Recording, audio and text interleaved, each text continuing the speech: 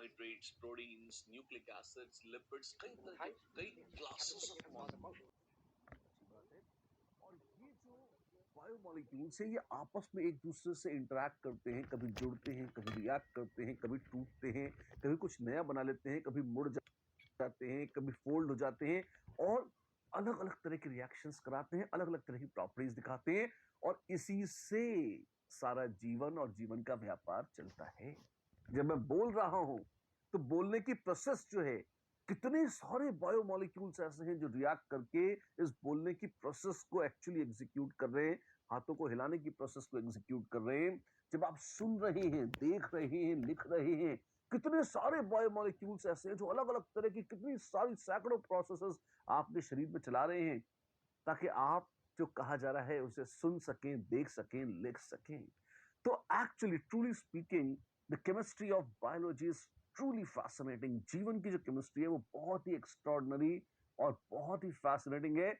और सच तो ये है कि वैज्ञानिक बहुत दावे जरूर करते हैं पर कोई बहुत ज्यादा सब कुछ उनको समझ में आ गया होगा ऐसा नहीं है। तो बहुत कुछ ऐसा है जो उन्होंने एक्सप्लोर किया है, स्टडी किया है, समझा है या समझने की बड़ी सिंसियर कोशिश करी है। उन सारी चीजों को शेयर करेंगे आपके साथ बायोकेमिस्ट्री में, of course only as per the syllabus. ऐसा नहीं कि हम कोविड वैक्सीन बनाना शुरू कर देंगे और बना भी डालेंगे कोर्स में, जितना है उतना ही पढ़ना है, लेकिन फिर भी शुरुआत यहीं से होती है। तो बायोकेमिस्ट्री क्या है? बायोकेमिस्ट्री केमिस्ट्री की वो ब्रांच है जो उन केमिकल सिस्टम्स को स्टडी करती है जो लिविंग बीइंग्स में चल रहे होते हैं।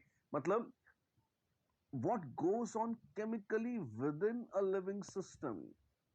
If you try to study that, you're talking about biochemistry. Chemistry when applied to biological systems is biochemistry. और पहले अगर शुरुआत के मॉलिक्यूल्स देखें जिससे संबंधित हैं, जी हाँ, हम शुरुआत करेंगे कार्बोहाइड्रेट्स से। कार्बोहाइड्रेट्स बैकग्राउंड में थोड़े धुंधले से पर आपको बड़ी सारी चीजें दिख रही होंगी, केले दिख रहे होंगे, चपातियां दिख रही होंगी, बहुत कुछ ऐसा है जो प्लांट्स से प्राप्त होता है। बिल्कुल, जितने भी कार्बोहाइड्रेट्स हैं, अधिकांश कार्बोहाइड्रेट्स प्लांट्स से ही डिराइव करते हैं हम। अच्छा, तो ये बड़ा वेजिटेरियन मॉलिक्यूल है, जी हाँ, ऐसा कह सकते हैं आप, इसमें कोई शक नहीं। क्या होते हैं कार्बोहाइड्रेट्स? नाम देखिए, carbohydrate. कार्बो stands for carbon, carbon से कार्बो, और हाइड्रेट, हाइड्रेट स्टैंड्स फॉर, इसमें पानी जुड़ गया हो, कार्बन के साथ जुड़ गया है पानी, CxH2O y। कार्बन के साथ अगर जुड़ जाए पानी तो बनेगा कार्बोहाइड्रेट। नाम से ऐसी फीलिंग आती है। अच्छा अच्छा, तो वो कोयले हैं, उनमें हम पानी जोड़ दें तो ये कार्बोहाइड्रेट बन जाएंगे। कोयले का एक टुकड़ा लें और पानी में डाल दें, देखिए क्या होता है। अगर आप कभी करके देखेंगे तो आप देखेंगे कुछ नहीं होता, नथिंग हैपेंस। कोयले का पानी से कोई रिएक्शन ही नहीं होता। अच्छा, तो डायमंड्स का होता होगा। आप चाहें तो डायमंड को पानी में डाल के देखें, क्या होगा? कुछ भी नहीं होगा। लोग हीरे की अंगूठियां पहनते हैं, मुंह भी धो लेते हैं और कभी पानी तो पड़ ही जाता होगा हाथों पे, तो हाथ पर धोते तो पानी पड़ता ही है हाथ पर। तो आप देखिए, डायमंड्स ऐसे पानी से रिएक्ट कर जाते हैं तो फिर जो एड्स आते हैं कि diamonds are forever, that's nonsense, है ना। लेकिन वो ऑफ कोर्स इस तरह की बातें नहीं कर सकते थे। कोयले या डायमंड्स दोनों कार्बन है और दोनों का पानी से डायरेक्टली इतना सा भी रिएक्शन रूम टेम्परेचर पर नहीं होता। अरे लेकिन आपने तो नाम दिया है कार्बोहाइड्रेट, दिया है तो कार्बो से तो कार्बन, हाइड्रेट से पानी, जी हाँ। एक्चुअली मजे की बात यह है, अक्सर कार्बोहाइड्रेट का जो फॉर्मूला देखने में आता है वो ऐसा ही होता है। कार्बन के कुछ एक्स एटम्स हैं और पानी का अगर देखें H2O तो Y है। तो ये फॉर्मूला लगता तो वैसा ही है। हाँ जी, it appears to be a hydrate of carbon. Carbon के साथ पानी जोड़ दो तो कार्बोहाइड्रेट बन जाएगा। जैसे कुछ भी ले लो, जैसे चीनी ले लो, C12H22O11, ये वो है जिसे आप शुगर या केन शुगर बोलते हैं, गन्ने से जो चीनी बनाई जाती है। ये C12H2O11 है, C ये X है और ये Y। या ग्लूकोज को देखिए, C6H12O6, कैसा है? C6H2O6। ग्लूकोज या फ्रुक्टोज का ये फॉर्मूला है। अच्छा, तो अलग अलग रेशियो में ऐसे ही कार्बन और पानी मिल जाते हैं और कार्बोहाइड्रेट्स बन जाते हैं। कार्बन और पानी मिलते तो नहीं है, लेकिन हाँ फॉर्मूले से ऐसा प्रतीत जरूर होता है कि अगर इन्हें जोड़ दिया जाए, कोई जोड़ सके तो हाँ, और ऐसा फॉर्मूला आ जाए तो उसे कार्बोहाइड्रेट बोल सकते हैं, बोल देते हैं अक्सर लोग। ठीक है, तो ये कंपल्सरी है, ये रूल है, ये ऑब्लिगेटरी है ना। It is neither a necessary nor a sufficient condition. क्या बात कर रहे हो, क्या मतलब है? सारे मॉलिक्यूल्स न तो इस फॉर्मूले में फिट होते हैं और न ही इसमें जो फिट हो जाए वो कार्बोहाइड्रेट हो, ये कंपल्सरी है? मतलब फॉर्मेल्डिहाइड का फॉर्मूला क्या है? सबसे सिंपल मॉलिक्यूल इतना, फॉर्मेल्डिहाइड CH2O है। तो अगर आपको C1H2O1 ऐसा है ये, हाँ जी, तो CXHY के फॉर्मूले में फिट हो रहा है, हाँ। तो क्या फॉर्मेल्डिहाइड एक कार्बोहाइड्रेट है? नहीं, नहीं होता। अच्छा, एसिडिक एसिड का एग्जांपल दिया यहां पे, ये कैसा, ये C2H2O होल ट्वाइस में फिट हो जाता है, हाँ जी। क्या ये एसिडिक एसिड एक कार्बोहाइड्रेट है? ऑफ कोर्स कार्बोहाइड्रेट नहीं है। ठीक है, तो अगर CXH2OY इस फॉर्मूले में कोई भी मॉलिक्यूल का फॉर्मूला फिट हो जाता है तो it may be a carbohydrate, पर इट इज नॉट नेसेसरी। संभावना है कि हो जाए लेकिन जरूरी नहीं है। ठीक है, it's not a necessary condition या it's not a sufficient condition. Necessary भी है क्या, कि अगर किसी मॉलिक्यूल का फॉर्मूला ये CXH2O होल वाई में फिट नहीं होगा तो कार्बोहाइड्रेट नहीं हो सकता? नहीं। रेमनोज को लिख दीजिए, रेमनोज जी फॉर्मूला क्या है? C6H12O5। O5, जी हाँ, कार्बोहाइड्रेट तो है लेकिन इस फॉर्मूले में फिट नहीं होता, तो क्या कहेंगे? कुछ नहीं कहेंगे, चुप हो जाएंगे। तो फिर तो कार्बोहाइड्रेट की डेफिनेशन बताइए, अब सही डेफिनेशन क्या है? मैंने आपको ये बड़ी प्राचीन डेफिनेशन बताई है कि भाई CXH2OY, जो पुराने लोगों ने जब कार्बोहाइड्रेट्स की बात शुरू करी थी तो उन्होंने ये बोल दिया था, तब रेमनोज वगैरह नहीं पता था उनको। ठीक है, अब जो मॉडर्न डेफिनेशन है क्या है, वो क्या है? Carbohydrates are defined as polyhydroxy aldehydes and ketones. वो खुद हैं पॉलीहाइड्रोक्सी एल्डिहाइड्स या कीटोन्स, ऐसे एल्डिहाइड या कीटोन जिनमें एक से ज्यादा OH ग्रुप लगे हैं। अच्छा, और the substances which hydrolyze to yield polyhydroxyaldehydes or ketones। या तो खुद ऐसा एल्डिहाइड या कीटोन हो जिसमें कई सारे OH ग्रुप लगे हों, और या कोई ऐसा मॉलिक्यूल हो जिसकी हाइड्रोलिसिस करी जाए, जो पानी के साथ टूट जाए रिएक्ट करके, भी एसिड या बेसिक कैटलिस्ट की मदद हो सकती है, कोई फर्क नहीं पड़ता उसे, और पानी से रिएक्ट कर जाए और तब बना दे पॉलीहाइड्रोक्सी एल्डिहाइड या कीटोन, तब भी चलेगा। दोनों ही सूरतों में वो कहलाएगा कार्बोहाइड्रेट। राइट, तो ये बड़ी अच्छी डेफिनेशन है कार्बोहाइड्रेट्स की, बड़ी एक्यूरेट है। अ पॉलीहाइड्रोक्सी एल्डिहाइड और कीटोन, या वो जो हाइड्रोलाइज होने पर दे दे पॉलीहाइड्रोक्सी एल्डिहाइड और कीटोन, वो कहलाएगा carbohydrate. Right, there we are. And simple carbohydrates are also known as sugars or saccharides। Saccharides नाम है, बड़ा फैशनेबल नाम है, जी हाँ, उच्चारण है saccharides। ठीक है, तो ये सिंपल कार्बोहाइड्रेट क्या होते हैं? तुम दिमाग मत लगाओ, कार्बोहाइड्रेट क्यूट से कार्बोहाइड्रेट जो है, छोटे छोटे, है ना, इनको शुगर्स भी कहा जाता है। अच्छा, ये मीठे होते हैं? नहीं, नॉट नेसेसरी, लेकिन बोला जाता है कार्बोहाइड्रेट्स को तोड़कर उनकी हाइड्रोलिसिस करके मीठी मीठी चीजें बनाई जा सकती हैं, हमेशा नहीं बट अक्सर बनाई जा सकती है ना। ना मेरे, बस ज्यादा टेंशन मत लो। चीनी एक खुद एक कार्बोहाइड्रेट है, हाँ, तो हर कार्बोहाइड्रेट को लोग कैजुअली शुगर्स बोल देते हैं। अच्छा, ठीक है, लोग हैं, बोलते हैं, अभी क्या बोलेंगे, कहां तक लोगों की जुबान पकड़ेंगे। ठीक है, और ये कार्बोहाइड्रेट्स जो है कैसे होते हैं? ऑल कार्बोहाइड्रेट्स, ऑल, थोड़ा सा संभल के बोलिए, most of the carbohydrates are chiral and optically active. क्या बात कर रहे हो? जी हाँ, सही बोल रहा हूं, वो नालायक कायरल भी हैं और वो ऑप्टिकली एक्टिव भी होते हैं, बिल्कुल। एक आध दो ऊपर नीचे हो ही जाते हैं। जैसे एक एग्जांपल देख लीजिए, मान लीजिए आपके पास है ये 1,3 डाइहाइड्रोक्सी प्रोपेनोन। अच्छा, ये क्या है? अब ये कीटोन है, हाँ जी, ये पॉलीहाइड्रोक्सी है, दो तो OH लग गए तो पॉली में तो आ ही गया। ये बड़ा सिंपल कार्बोहाइड्रेट, बाय डेफिनेशन तो है, कायरल है नहीं, ये नहीं है, यही नहीं है, बाकी तो सारे हो जाते हैं, है ना। अच्छा, ठीक है। ये एक प्रॉपर्टी है, डेफिनेशन नहीं है। डेफिनेशन क्या थी? पॉलीहाइड्रोक्सी एल्डिहाइड या कीटोन, एक एल्डिहाइड या कीटोन फंक्शनल ग्रुप हो और एक से ज्यादा OH ग्रुप हो, या तो खुद हो और या हाइड्रोलिसिस के बाद ऐसा मॉलिक्यूल बना दे, तो वो पदार्थ कहलाता है कार्बोहाइड्रेट। डन? ठीक है। कितने तरह के होते हैं कार्बोहाइड्रेट, कौन कौन से होते हैं, कैसे स्टडी करते हैं, क्या है, आप क्लासिफाई कर दीजिए। क्लासिफाई करने, हाँ कैसे करेंगे? कई तरीके हैं क्लासिफाई करने के। अच्छा, and this classification can be based on कई तरीका, जैसे हमने कहा था, एक हो सकता है कि अगर उस कार्बोहाइड्रेट की हाइड्रोलिसिस करते हैं, अगर पानी के साथ रिएक्शन करा के उसके टुकड़े टुकड़े कर दें, तो अब हमें कितने मॉलिक्यूल्स की प्राप्ति होगी, क्या क्या होगा, इसके आधार पर कभी कभी मोनोसैकेराइड्स, कभी ऑलिगोसैकेराइड्स और कभी पॉलीसैकेराइड्स की बात होती है। ये क्या है? ये तीन बड़े शानदार शब्द हैं। सारे कार्बोहाइड्रेट्स कहलाते थे सैकेराइड्स, ये तो मत भूलिए। एक बन गया मोनो, जिसका अर्थ एक है, एक ऑलिगो जो कुछ कुछ है, और एक पॉली जो बहुत सारे हैं। तो ये एक और कुछ कुछ और बहुत सारे, कितने कुछ कुछ और कितने हैं बहुत सारे, आइए देखते हैं।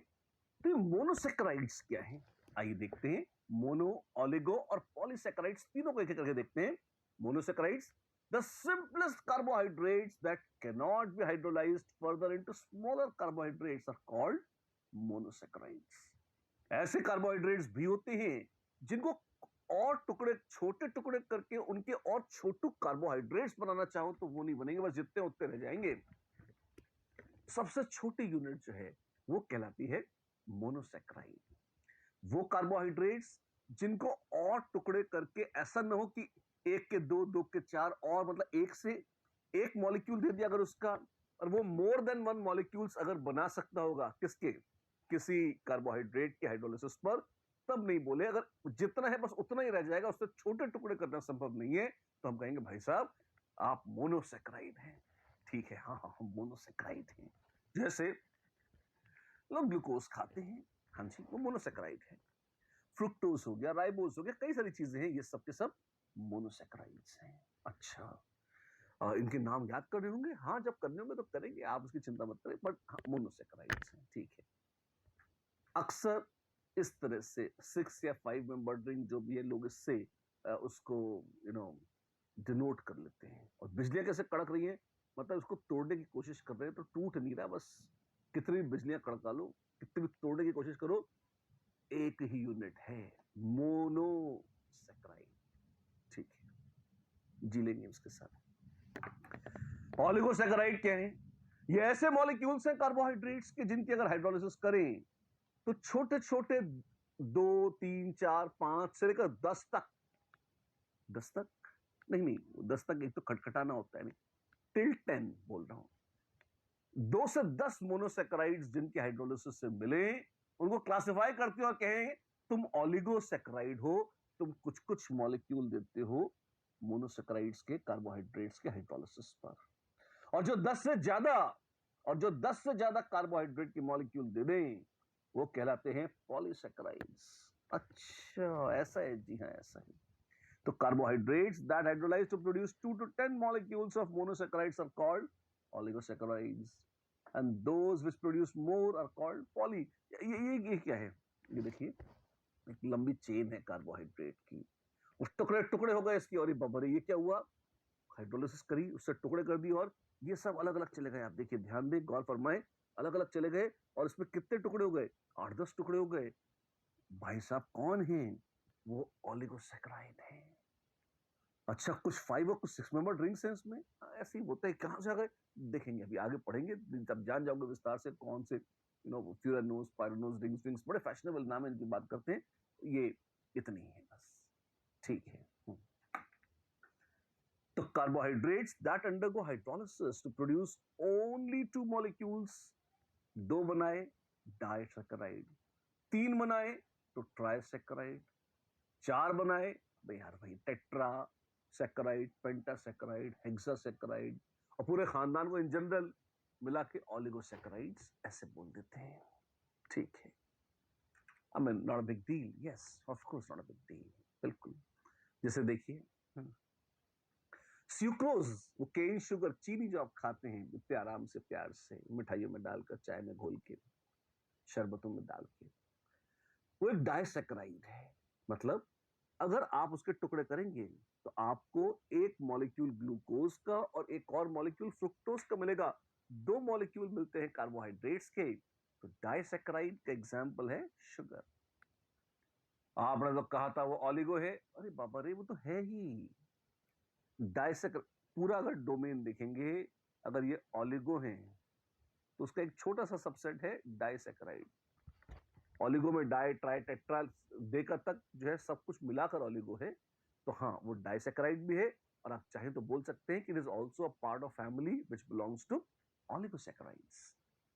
ठीक है, अच्छी बात है। ये क्या है? माल्टोज। माल्टोज, जी हाँ। माल्टोज की हाइड्रोलिसिस करेंगे, मॉल्ट में होता है, जी हाँ।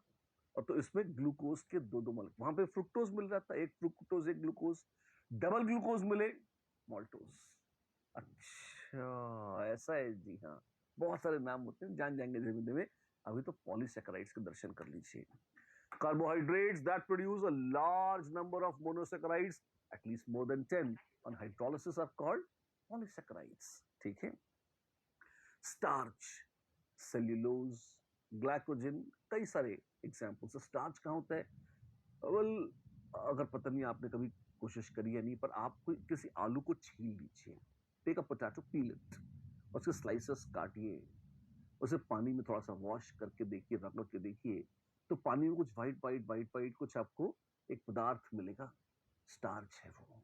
अच्छा, चावल का माड़ निकालते हैं लोग, चावल को उबालते हैं तो उसका जो एक ऊपर पानी निकाल लेते हैं, इसको माड़ निकालना बोलते हैं चावल का, उसमें भी स्टार्च आ जाता है। गेहूं में, चावल में, आलू में, शकरकंदी में, इन सब में एक अच्छी खासी क्वांटिटी होती है उस चीज की जिसको हम बोलते हैं स्टार्च। और स्टार्च एक मस्त मोटा ताजा पॉलीसैकेराइड है। अच्छा ऐसा है, जी हाँ। साबूदाना खाते हैं ना, वो व्रत में साबूदाने के पकौड़े खा लेते हैं, साबूदाने की खीर बना लेते हैं, है ना। साबूदाना एक मस्त वाला पॉलीसैकेराइड है, वो स्टार्च ही है। अच्छा, बढ़िया है। तो सेल्यूलोज, लकड़ियों में सेल्यूलोज होता है, ग्लाइकोजन, आई मीन भांति भांति की चीजें हैं, ये सब पॉलीसैकेराइड्स हैं। जी हाँ, ये सब पॉलीसैकेराइड्स हैं। कितने सारी यूनिट्स मिल रही है देखिए। हाइड्रोलिसिस हुई, टुकड़े टुकड़े हुए, और बहुत सारी यूनिट्स मिल गई मोनोसैकेराइड्स की। तो लोगों ने कहा देखो ये, गौर से देखिए इस मॉलिक्यूल को, ये कौन है? ये पॉलीसैकेराइड है। ठीक है। अब जैसे ये देखिए एम नंबर, मतलब एम मतलब बहुत सारे, ये नंबर इज ह्यूज। जो उनके टुकड़े हुए तो अपने को बहुत सारे मॉलिक्यूल्स ग्लूकोज के मिल गए। जी हाँ, ये एक स्टार्च का मॉलिक्यूल था। ठीक है, अच्छी बात है। जो हमने अब तक बोला उसके एग्जाम्पल है। मोनोसेक्राइड्स के एग्जाम्पल में आप देखिए तो आपके पास ग्लूकोज है, फ्रुक्टोज है, इस तरह की जो सिंपल मॉलिक्यूल्स हैं। ऑलिगो में देखेंगे तो आपके पास मॉल्टोज मिल जाएगा, सुक्रोज मिल जाएगा, ऐसे लैक्टोज फॉर दैट मैटर। और पॉलीसेकेराइड्स में स्टार्च है, आपका सेल्यूलोज है, ये इस तरह के एग्जाम्पल, ये आपको ये शब्द याद होने चाहिए। ठीक है। क्वेश्चन पूछोगे? यस, पहला question, the two monosaccharide units obtained on hydrolysis of disaccharide may be। Disaccharide की हाइड्रोलिसिस करते हैं तो दो यूनिट्स मिलती है मोनोसैकेराइड की, वो कौन कौन सी हो सकती हैं? वो सेम होंगी? दे मे बी सेम। वो डिफरेंट है? दे मे बी डिफरेंट। दोनों ही हो सकते हैं। ठीक है, तो सिंगल करेक्ट लगता है, नन ऑफ दीस ना। C is the answer. Name the type of carbohydrates that cannot be hydrolyzed further to give simpler unit of polyhydroxyaldehyde or ketone. क्या? Name the unit of carbohydrates that cannot be further hydrolyzed to give smaller units of polyhydroxyaldehydes or ketones. That is exactly what we call monosaccharide. Yes, they are monosaccharides. Indeed. क्या होते हैं monosaccharide? आइए थोड़ा और विस्तार से देखते हैं। मोनोसेक्राइड्स को भी लोग क्लासिफाई कर देते हैं आगे, और कई टाइप के, जैसे they can be classified either on the basis of कि इसमें कार्बन कितने हैं, ये 5 कार्बन है, 6 कार्बन है, 7 कार्बन है, या उसमें फंक्शनल ग्रुप कौन सा है, अल्डिहाइड है, कीटोन है। ऐसा, जी हाँ। कार्बन एटम्स के बेसिस पे कैसे देखते हैं? बड़ा आसान है। जैसे अगर 3 कार्बन है तो ट्रायोज। अब देखिए ये ओज जो है ये कार्बोहाइड्रेट्स में बड़ा लगता है, एंड में सफिक्स लगता है ओज। विजार्ड ऑफ ओज नहीं, ये OSE ओज है, नोज। तो nose is a carbohydrate, rose is a carbohydrate, सट के नहीं, सफिक्स जिसमें कार्बोहाइड्रेट्स में सफिक्स लगता है ओज। पर हर वो वर्ड जिसमें ओज लगे वो कार्बोहाइड्रेट हो ये जरूरी नहीं है। ठीक, चलिए। 3 कार्बन है मॉलिक्यूल में, ट्रायोज। 4 है टेट्रोज, मेरे साथ बोलिए। 5 है पेंटोज, बोलिए बोलिए, चुप मत रहिए। 6 है हेक्सोज। 7 है हेप्टोज। Organic nomenclature standard. कम से कम छोटू मोस्ट में 3 कार्बन तो होना मांगता है, 3 कार्बन तो होंगे, तो छोटू मोस्ट कैन बी ट्रायोज। ठीक है। और अगर फंक्शनल ग्रुप के हिसाब से बोलते हैं तो क्या बोलते? 2 फंक्शनल ग्रुप हैं, या तो अल्डिहाइड्स हैं या कीटोन्स। एल्डिहाइड अगर उसमें है फंक्शनल ग्रुप तो बोलते हैं अल्डोज। अच्छा, और अगर कीटोन फंक्शनल ग्रुप है तो क्या बोलते हैं? तो बोल देते हैं कीटोस। अल्डोज या ketose. Oh my God, yes. कभी तो बोलते हैं ट्रायोस, कभी बोलते हैं अल्डोस। एक चीज बोल, दोनों बोलेंगे एक साथ, लोग दोनों एक साथ चिपका देते हैं। अल्डो ट्रायोस, कीटो हेक्सोस। क्या क्या क्या? These two classifications are usually combined to give you a very funny name. जैसे 3 कार्बन है तो ट्रायोज तो खानदानी नाम है। अब एल्डिहाइड है तो एल्डोट्रायोज, और कीटोन है तो कीटोट्रायोज। अरे ये तो बहुत आसान है, पूरा चैप्टर बड़ा आसान है ये। बायोमॉलिक्यूल देखने में बड़े डरावने खतरनाक लगते हैं, they are very beautifully simple and you can very easily do them. कोई बहुत मुश्किल काम नहीं है। 4 है टेट्रोज, एल्डोटेट्रोज या कीटोटेट्रोज।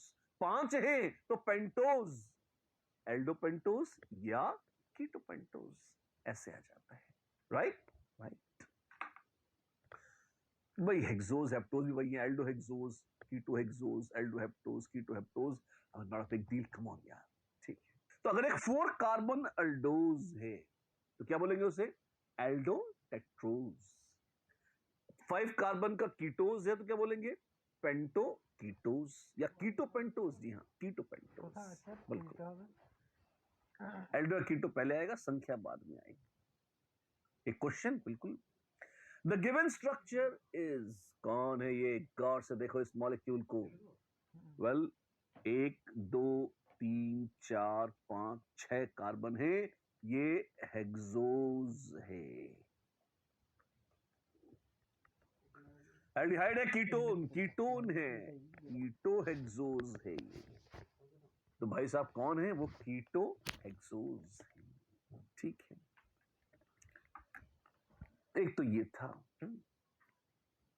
और भी तरीके हैं क्लासिफाई करने के, 2 तरीके देखे थे, एक नाम, एक तो कार्बन एटम्स की संख्या से और दूसरे फंक्शनल ग्रुप से।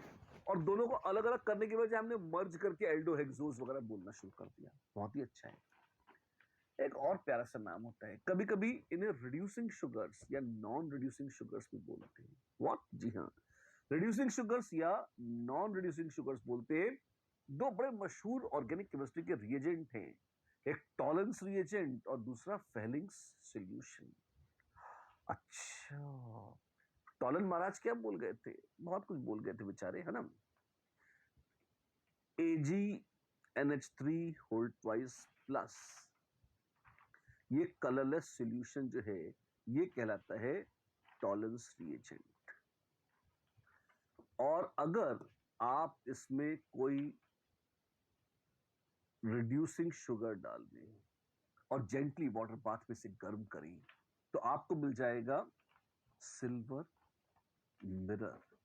क्या? जी हाँ, बड़ा खूबसूरत टेस्ट होता है। टेस्ट ट्यूब में अंदर की सरफेस पर सिल्वर जम जाती है और आप बाहर देखेंगे तो आपको अपनी शक्ल दिखाई देगी सिल्वर मिरर में। अच्छा, तो प्यारा टेस्ट है। जी हाँ, ये टॉलेंस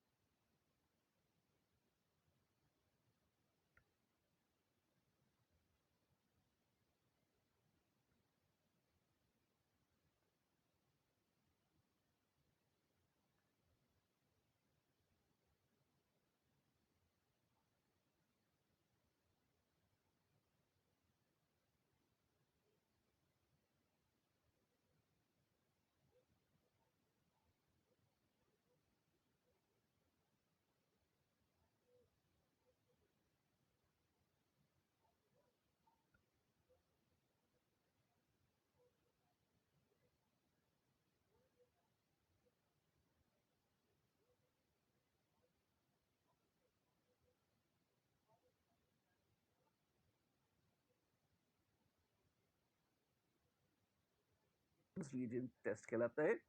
और एक क्लासिकल टेस्ट है रिड्यूसिंग एजेंट्स पहचानने के लिए। अक्सर एल्डिहाइड्स बड़े प्यार से इस टेस्ट को देते हैं। कौन कौन देता है? एक देते हैं एल्डिहाइड्स। इसके अलावा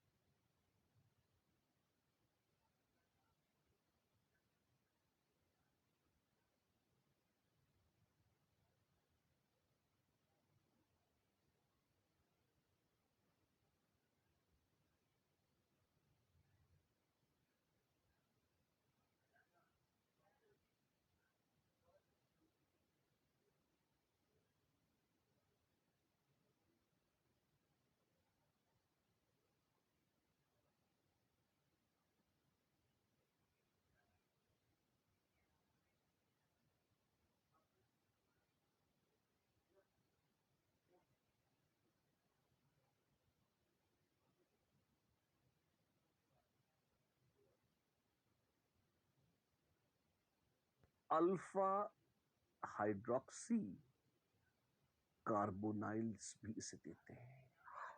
क्या मतलब है इसका? अगर एल्डिहाइड या कीटोन है और बाजू में उनके CH OH ग्रुप है, ये अल्फा कार्बन है, H और OH होना आवश्यक है। Alpha hydroxy carbonyl, they may be aldehyde, they may even be ketones.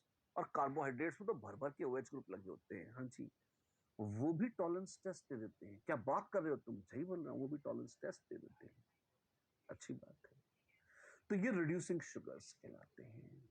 अच्छा, दे रिड्यूस टॉलरेंस रिएजेंट और सिल्वर मिरर बनाते हैं। ये फेलिंग रिएजेंट क्या है? एक फेलिंग सॉल्यूशन होता है, या वही रिएजेंट जो भी है। ये A और B दो अलग अलग सॉल्यूशन होते हैं। एक होता है कॉपर सल्फेट, जिसको A बोलते हैं। बस सुंदर सा नीले रंग का सॉल्यूशन होता है, आसमानी नीला, हल्के नीले रंग का कॉपर सल्फेट सॉल्यूशन। और B क्या है? B कहलाता है पोटेशियम हाइड्रोजन टार्ट्रेट, हाँ क्या क्या, Rochelle salt, potassium hydrogen tartrate, tartrate, tartaric acid, मस्त एसिड है टाटारिक एसिड, COOH, CHOH, फिर CHOH, फिर COOH, यह है टार्टरिक एसिड। अच्छा, और इसी में से एक H+ निकाल दो और पोटेशियम लगा दो, ये है रॉशल सॉल्ट, पूरा फॉर्मूला रॉशल सॉल्ट। तो रॉशल सॉल्ट प्लस KOH रखिए। दो बोटली लैब में रखी होती है फेलिंग सॉल्यूशन A और B, उनको आप मिला दो, मिला दो सीधे, और जब आप मिक्स करोगे तो आपको एक डीप ब्लू सॉल्यूशन मिलेगा जो कहलाता है फेलिंग्स रिएजेंट। इसको आप पहले से बनाकर नहीं रख सकते, इसको लैब में आप बनाएं और यूज कर ले, इसीलिए होता है, इसलिए अलग अलग रखते हैं पहले कि बनाया और तुरंत यूज कर लिया तब तो ठीक है, ठीक है। और ये जो फेलिंग्स रिएजेंट है करता क्या है, अगर इसमें आप रिड्यूसिंग शुगर डाल देंगे और हीट कर देंगे हल्का सा वाटर बाथ पर, तो आप पाएंगे कि एक ब्राउनिश प्रेसिपिटेट Cu2O का मिलता है। कुछ किताबों में से रेड लिखा होता है, ईश्वर जाने लाल रंग से क्या प्रेम है। एक्चुअली अगर मेरी आंखें ठीक है तो मुझे तो ब्राउन ही दिखता है, लाल से तो मेरे मन में एकदम क्रिम्सन खूनी लाल रंग इस टाइप का दिखता है, वो ऐसा कुछ नहीं होता, वो ब्राउनिश साइड को होता है, जिसको कई बार लोग रेड कहना पसंद करते हैं। तो रेड या ब्राउन, इनफैक्ट कॉपर कलर्ड या क्यूप्रस ऑक्साइड का जैसा रंग होता है वही तो होता है ना, ये मिलता है। ठीक है जो है ये फेलिंग्स टेस्ट है। तो फेलिंग्स टेस्ट पर दोनों टेस्ट बता दिए आपने दोबारा, हम याद काम आते हैं, तो बड़े इंपॉर्टेंट टेस्ट है, इसी बहाने रिवाइज हो जाए। और जो टॉलरेंस रिएजेंट को या फेलिंग सॉल्यूशन को रिड्यूस कर दें, हाँ जी, वो कहलाती है रिड्यूसिंग शुगर्स। ओ वाओ, और जो उसको रिड्यूस ना करे वो क्या कहलाती है, वो है नॉन रिड्यूसिंग शुगर्स। अच्छा ऐसा है जी, हाँ, जैसे ऑल मोनोसेक्राइड्स और सारे ओलिगोसेक्राइड्स रिड्यूसिंग शुगर हैं, सारे सारे हैं सिवाय स्यूक्रोज के। चीनी खाते हो उसको छोड़ दो बस। मोनो और ओलिगो सारे रिड्यूसिंग शुगर हैं, और सारे पॉलीसेक्राइड्स नॉन रिड्यूसिंग शुगर हैं। और जो यहां पे एक्सेप्शन था वो इधर आ जाएगा, ओलिगो सारे के सारे रिड्यूसिंग थे एक्सेप्ट स्यूक्रोज, तो स्यूक्रोज ऑब्वियसली पाला बदल के इधर नॉन रिड्यूसिंग शुगर में आ जाएगा। बात सही है, लॉजिकल है, आना भी चाहिए, ठीक है, nice, happy, thank you, right. चलो अभी तक क्या सीखा हमने मैं फटाफट समराइज करता हूं। देखो तुम्हें ये बायोमोलिक्यूल का चैप्टर थोड़ा सा टिपिकल माना जाता है, टिपिकल कैसे, टफ है, टफ ऑफ कुछ नहीं होता जी, अपन बात कर रहे हैं तो हमें तो प्यार है केमिस्ट्री से, बिल्कुल टफ कुछ नहीं है, केमिस्ट्री तो बड़ी सिंपल है। हर वो चीज जिससे आपको प्यार है कभी आपको टफ नहीं लगती, सिंपल ही लगती है। पर बायोमोलिक्यूल में क्या है, बच्चे ये बड़े बड़े स्ट्रक्चर और उनके नाम वाम देख के डर जाते हैं। तो मैं बार बार कोशिश करूंगा, मेरा पूरा एफर्ट ऐसा है और आपका भी ऐसा होना चाहिए कि सर जब बोल रहे हैं हम क्लास अटेंड करें ना, यही हाथ के हाथ अभी तुरंत याद हो जाए। अच्छा ऐसे थोड़ी होता है, ऐसे ही होता है और ऐसे ही होगा, मन में संकल्प करें होगा। पहले मुझे बताओ, फटाफट रिकैप्चर करते हैं, कार्बोहाइड्रेट क्या थे, 2 पॉइंट बोले थे। एक, CxH2O होल बाय अक्सर कार्बोहाइड्रेट कहा जाता है, but it is not a necessary और इवन अ सफिशिएंट कंडीशन, मतलब बकवास इन जनरल, उसको साइड में करें, पुरानी बात थी। असली काम की बात है, कार्बोहाइड्रेट ऐसे अल्डिहाइड या कीटोन कार्बोहाइड्रेट कहलाते हैं जिनमें 2 या 2 से ज्यादा OH ग्रुप भी लगे, पॉलीहाइड्रोक्सी अल्डिहाइड या कीटोन कार्बोहाइड्रेट कहलाते हैं। और या फिर वो मॉलिक्यूल कार्बोहाइड्रेट कहलाते हैं जिनकी हाइड्रोलिसिस होने पर वो दे दें पॉलीहाइड्रोक्सी एल्डिहाइड या कीटोन, उनको भी कार्बोहाइड्रेट कहा जाता है। ये डेफिनेशन है, फंडामेंटल डेफिनेशन है कार्बोहाइड्रेट। और एक छोटी सी टिप्पणी, एक बहुत छोटू मोस्ट कार्बोहाइड्रेट जो था, अगर इसको छोड़ दूं, इसको छोड़ दूं, तो इसके अलावा बचे खुचे जितने भी कार्बोहाइड्रेट आप देखोगे सबके सब नालायक कायरल हैं, वो ऑप्टिकली एक्टिव है, बड़े बदमाश है, ऐसी होते हैं, ऐसी नेचर उनका, क्या किया जाए। ठीक, कार्बोहाइड्रेट्स को हमने 2-3 तरह से क्लासिफाई किया। एक उनकी कार्बन चेन में कितने एटम है उसके तौर पे नहीं, तो बाद में आएगा।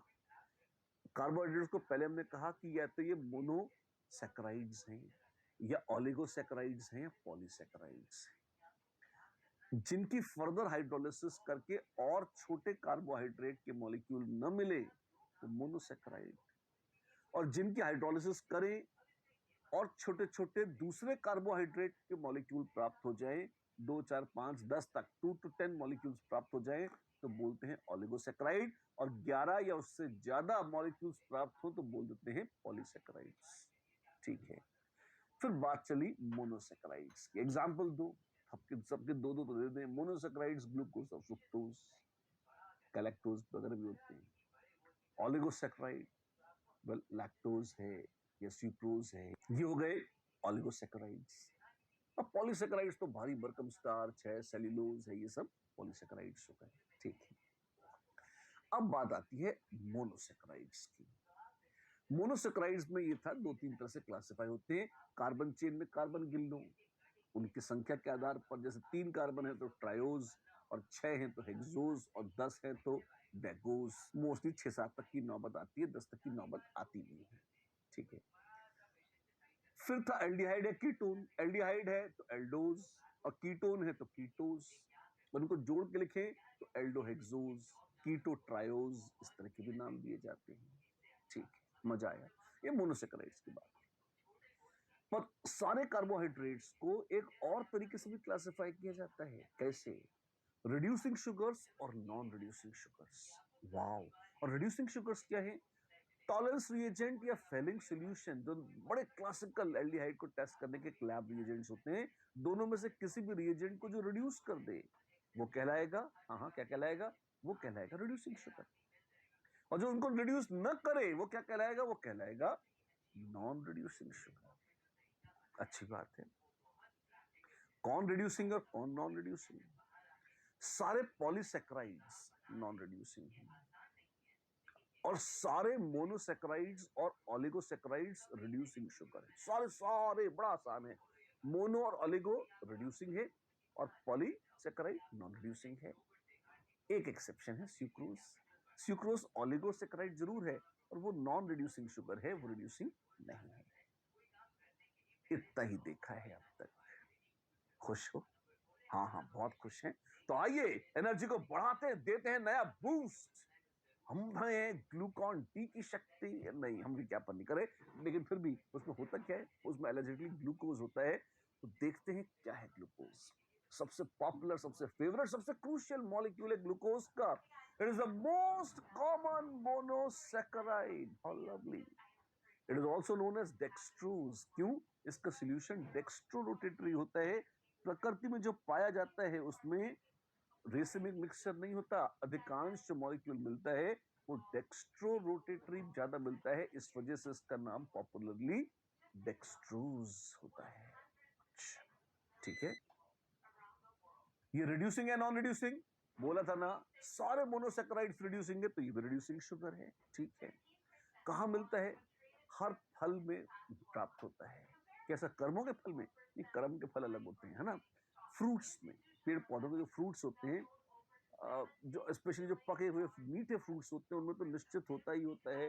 अंगूर खट्टे हैं, लोगों ने कहावत बना रखी है, पर हाँ, ग्रेप्स में होता है, शहद है, गन्ने में चीनी है, या फिर बीट रूट्स में, इवन नारियल में भी सभी लोग शुगर निकाल लेते हैं, उनमें भी सुक्रोज ग्लूकोज मिल जाता है। स्टार्च और सेल्यूलोज में भी, ये तो मॉलिक्यूल्स पर अगर आप टुकड़े करेंगे इनके, तो इनसे भी ग्लूकोज की प्राप्ति संभव है। हाँ है। ठीक है, कैसे बनाते हैं ग्लूकोज? फैक्ट्री खोलनी है क्या? और तो क्या हो गया? तो आइए देखते हैं कैसे बनाते हैं। दो तरीके हैं। कैसे? सोर्सेस तो आपको ऑर्गेनिक ही लेने पड़ेंगे। केमिस्ट्री में ऐसे कोयले में पानी मिला के ग्लूकोज नहीं बना रहे अपन। या तो आप गन्ने की चीनी ले लीजिए। व्हाट? चीनी? चाइनीज? चाइनीज लोगों की बात नहीं कर रहा, वो तो बेचारे अच्छे लोग हैं, है ना। यहाँ पे हम शुगर वाली चीनी की बात कर रहे हैं, है ना। आप सुक्रोज ले लीजिए। अच्छा, और या फिर स्टार्च ले लीजिए। तो आलू और चावल लेके उससे अपन सोना नहीं सॉरी, ग्लूकोज बना लेंगे। जी हाँ, आलू से हम ग्लूकोज बना सकते हैं। अरे भाई, तो उसको भी हम सोने में तब्दील कर सकते हैं। तो आइए देखते हैं पहला काम। हमारे पास चीनी है और चीनी से, शुगर से हम बनाएंगे ग्लूकोज।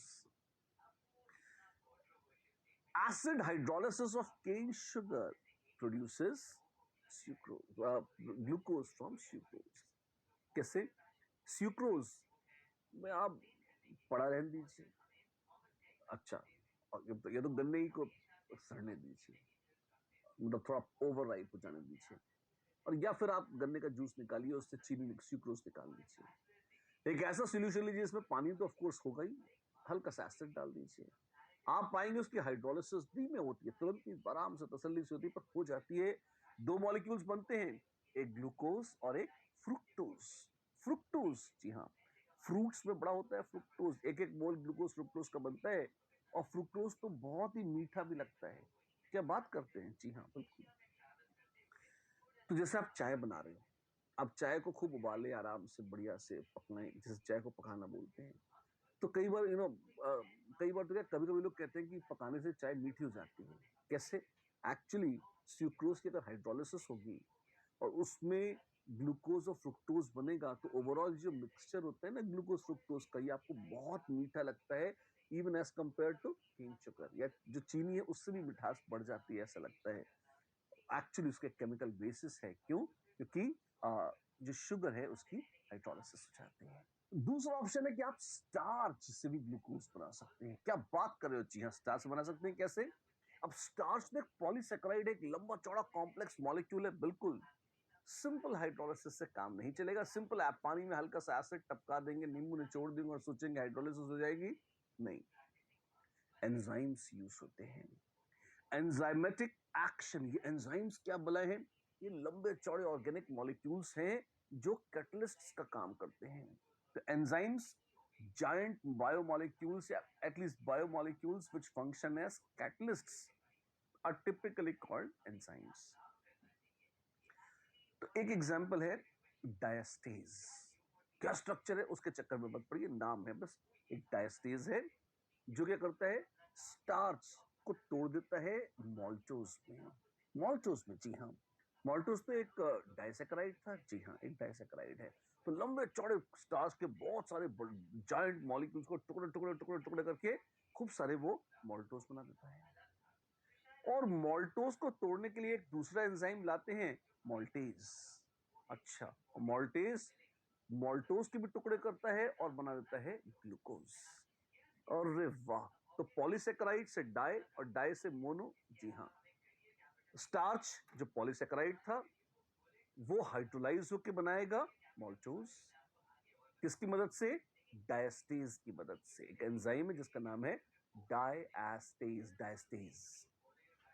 और मॉल्टोज बन गया, मॉल्टोज से ग्लूकोज बनेगा। सेकेंड स्टेप ऑफ हाइड्रोलिसिस में डाइसेकेराइड से मोनोसेकेराइड, मॉल्टोज डाइसेकेराइड है, उससे मोनोसेकेराइड ग्लूकोज बनेगा, और मॉल्टेज, MALT मॉल्ट, ASE मॉल्टेज नाम का एंजाइम उसमें यूज होगा। ऐसे स्टार्च से आप ग्लूकोज बना सकते हैं। तो आलू से ग्लूकोज, जी हाँ, आलू से, चावल से, इनसे भी आप इन एसेंस ग्लूकोज के मॉलिक्यूल्स बना सकते हैं।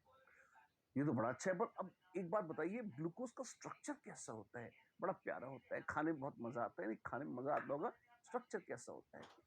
पॉलीहाइड्रोक्सी अल्डिहाइड एक कीटोन है, तो OH DOH DOH DOH लगे लगे होते हैं, हाँ जी।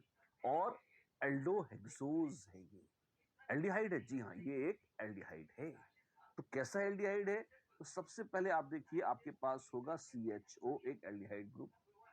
हेक्सोज है CH2OH, एक एल्डिहाइड, तो एक कॉर्नर पे एक पे CH2OH, और यहाँ पर 6 कार्बन हैं टोटल, 2 तो लिख लिए, अब 3 4 5 6। अच्छा, ये हॉरिजॉन्टल लाइनें बना दी आपने, बिल्कुल। और यहाँ पर क्या होगा? HOH HOH जुड़ जाएगा, जैसे CHOH CHOH CHOH CHOH, ठीक है। ये तो आप कह सकते हो कि ये एक तरह से ये तो उसका ढांचा है, स्ट्रक्चरल जो फॉर्मूला है वो है CHOH CHOH CHOH और फिर से CHOH, 4 CHOH लगे और अंत में CH2OH। अरे वाह, ठीक है, ये ग्लूकोज का स्ट्रक्चर है। और डिटेल में जाएंगे तो आप देखो ये चारों एटम्स कायरल भी हैं, तो इन कायरल एटम्स की कॉन्फ़िगरेशन भी देखनी पड़ेगी। अच्छा, वो बात की बात है, देखेंगे। ये स्ट्रक्चर सबसे पहले वैज्ञानिकों ने डिराइव कैसे किया, कहां से निकाला? एक तो मॉलिक्यूलर फॉर्मूला पता लगाया। वो अलग अलग तरीके होते हैं कि ग्लूकोज के क्रिस्टल्स थे, उनको जला के देखा, कितनी CO2 बनती है, कितना H2O बनता है, और दूसरे एक्सपेरिमेंट्स करा के देखा, ले दे के रो पीट के फॉर्मूला निकाल लिया, C6H12O6। ठीक है, तो इसमें एल्डिहाइड ग्रुप कितने हैं, OH ग्रुप्स कितने, अल्कोहल वगैरह कहाँ है, किस सीक्वेंस में है, कार्बन चेन कैसी है, सब कैसे पता लगा? पहले तो फॉर्मूला पता लगाया, C6H12O6 है। ठीक है, अब उसके बाद कई सारे एक एक करके एक्सपेरिमेंट्स करें।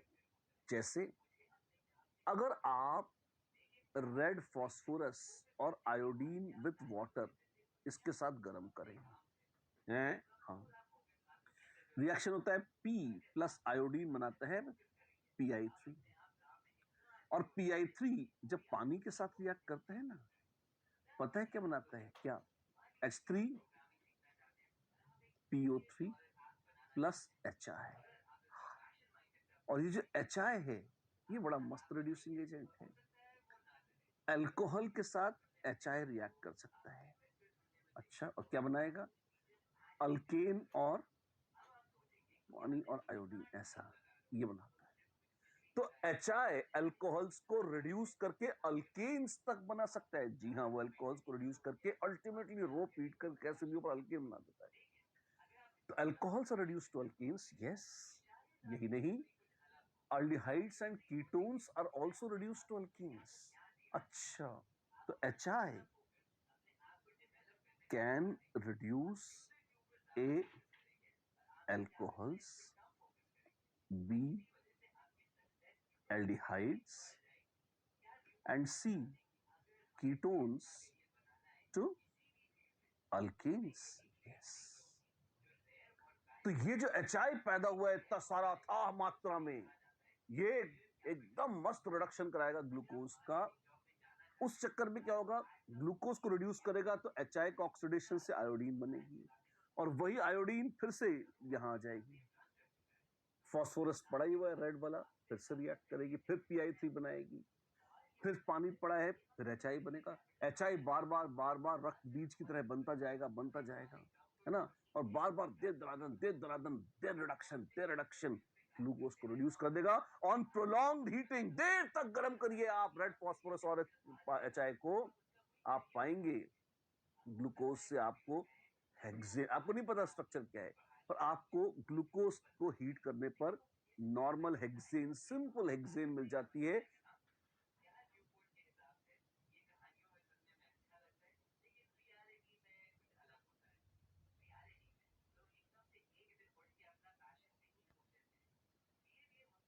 जो बताती है स्ट्रेट कार्बन की चेन। कार्बन चेन का ढांचा तो मिला कि स्ट्रेट कार्बन चेन है, हाँ जी, स्ट्रेट कार्बन चेन है। पहला एक्सपेरिमेंट जिससे स्ट्रेट कार्बन चेन पता लगती है। ठीक है, ये देखिए, आपके पास ग्लूकोज था, आपने रेड फास्फोरस, और यहाँ तो HI लिखा है, आपने आयोडीन लिखी है, ये क्या है? एक ही बात है, मैंने ज्यादा सही लिखा है उसको। आप रेड फास्फोरस और आयोडीन के साथ पानी मिला दीजिए, उसमें ऑन द स्पॉट HI बनता रहता है, और HI जैसे जैसे रिडक्शन कराएगा खुद उससे आयोडीन बनती रहेगी। इसमें बहुत जरा सी आयोडीन लीजिए, आप फास्फोरस और पानी ज्यादा ले लीजिए, जरा सी आयोडीन लीजिए, रिपीट, जो आयोडीन महंगी भी आती है, बार बार रिपीट होती रहेगी रिएक्शन। आयोडीन HI बनाएगी, अल्कोहल को रिड्यूस करेगी, एल्डिहाइड और कीटोन को रिड्यूस करेगी, खुद ऑक्सीडाइज होगी, HI खुद ऑक्सीडाइज होगा, फिर से आयोडीन बनाएगा, बनते ही फिर से फास्फोरस के साथ रिएक्ट करेगा, फिर से पानी से रिएक्ट करेगा, फिर से नया HI बनेगा। तो HI रिएक्ट करता है, फिर बन जाता है, रिएक्ट करता है, फिर बन जाता है, रिएक्ट करता है, फिर बन जाता है, मस्त साइकिल में चलता रहता है, फीनिक्स की तरह बार बार रिबॉर्न फ्रॉम एशेस चलता रहता है ना। और आप देखिए इसमें बड़ा मजा आता है लोगों को। मुद्दे की बात है, टू कट द कचरा, काम की बात हेक्सेन बन जाती है। ठीक है, इससे कार्बन चेन का तो आइडिया लग गया, पर ये कैसे पता लगा कि उसमें एल्डिहाइड है, ये कैसे पता लगा कि उसमें OH ग्रुप है? ठीक है, glucose reacts with hydroxylamine to form an enzyme, और यही नहीं, वो HCN ऐड करके साइनोहाइड्रिन भी देता है। अच्छा, R COR डैश। अगर आप NH2OH से रिएक्ट कराएं तो RCR डैश, वैसे ये डबल बॉन्ड NOH ये जुड़ जाता है, ये ऑक्साइन कहलाता है। ऑक्साइन फॉर्मेशन बिल्कुल कैरेक्टरिस्टिक रिएक्शन है किसी भी एल्डिहाइड या कीटोन का। तो एक तो ये फील आती है कि एल्डिहाइड या कीटोन है, और अगर HCN KCN pH 8 से 10 की रेंज में रखा जाए इसे, आप पाएंगे RCR डैश तो है ही, OH और CN साइनोहाइड्रिन बन जाता है। अच्छा ऐसे, जी हाँ। तो ये भी कंफर्म कर देता है कि भाई एल्डिहाइड या कीटोन में से कुछ है। क्या है, बात की बात है, कुछ है, ये तो पक्का हो गया ग्लूकोज में। एक तो स्ट्रेट कार्बन की चेन है और दूसरे एल्डिहाइड या कीटोन है। ठीक है, आप देखिए ग्लूकोज प्लस ऑक्साइन या NH2OH हाइड्रोक्सिलामीन देता है ग्लूकोक्साइन। वाह, ग्लूकोक्साइन, जी हाँ ग्लूकोक्साइन। ये O और ये 2H निकल के H2O निकाल देंगे और यहाँ पे डबल बॉन्ड से जुड़ जाएगा। और C डबल बॉन्ड NOH, ये फंक्शनल ग्रुप कहलाता है ऑक्साइन। ग्लूकोज से बनने वाला ऑक्साइन ग्लूकोक्साइन। ठीक है, आपने तो साइनोहाइड्रिन बोला था, है ना। ये देखिए HCN और साथ में हल्का सा KCN दोनों का 1:1 मोल रेशियो का मिक्सचर लेते हैं, प्यार से साइनोहाइड्रिन मिलती है, खुशी हो जाती है। ठीक है, तो बच्चों अभी तक हमें पता चली कि स्ट्रेट कार्बन की चेन है। हाँ जी, और पता लग गया है कि इसमें एल्डिहाइड या कीटोन है। अब आगे पता लगाना है। जी हाँ, अब क्या करेंगे, अब उसमें एक ऑक्सीडाइजिंग एजेंट डाल के देखिए। अब हमें ये तो पता चल गया एल्डिहाइड या कीटोन है, हम ये चेक करना चाहते हैं कि तू कौन है रे, एल्डिहाइड या कीटोन है। कैसे डिस्टिंग्विश करेंगे, ऑक्सीडाइज कर लो। Aldehydes are very easy to oxidise and ketones are very difficult to oxidise. तो एक माइल्ड ऑक्सीडाइजिंग एजेंट डाला आपने, ब्रोमीन वाटर। ब्रोमीन मलल्लू है, डाइल्यूट सॉल्यूशन होता है, तो ब्रोमीन में तक दम बचता नहीं। आप माइल्ड ऑक्सीडाइजिंग एजेंट डालिए, कीटोन्स का वो बाल भी बांका नहीं करेगी, कुछ नहीं बिगाड़ेगी, लेकिन एल्डिहाइड्स को ऑक्सीडाइज कर सकती है। यस, और एल्डिहाइड्स ऑक्सीडाइज होंगे तो क्या बनाएंगे, कार्बोक्सिलिक एसिड्स। वाओ, तो क्या मिलेगा, ग्लूकोज में आप देखेंगे बहुत सारी है, CHOH के 4 ग्रुप्स हैं, फिर CH2OH है और एल्डिहाइड है, अल्कोहल भी है और एल्डिहाइड भी है। अच्छा आप मुझे बताइए, ज्यादा मजे से कौन ऑक्सीडाइज हो जाता है, अल्कोहल को ऑक्सीडाइज करना आसान है या एल्डिहाइड को ऑक्सीडाइज करना आसान है? अल्कोहल्स की बजाय एल्डिहाइड्स ज्यादा रेडिली ऑक्सीडाइज हो जाते हैं। हाँ जी, तो एक तगड़ा ऑक्सीडाइजिंग एजेंट डालेंगे अगर आप, तो वो अल्कोहल एल्डिहाइड सबको ऑक्सीडाइज कर डालेगा। हाँ जी, लेकिन एक लल्लू डालिए आप, तो अगर लल्लू ऑक्सीडाइजिंग एजेंट है तो वो एल्डिहाइड को तो ऑक्सीडाइज करता है और अल्कोहल को ऑक्सीडाइज नहीं करता। जी हाँ, और ऐसा ही एक लल्लू माइल्ड ऑक्सीडाइजिंग एजेंट है ब्रोमीन वाटर।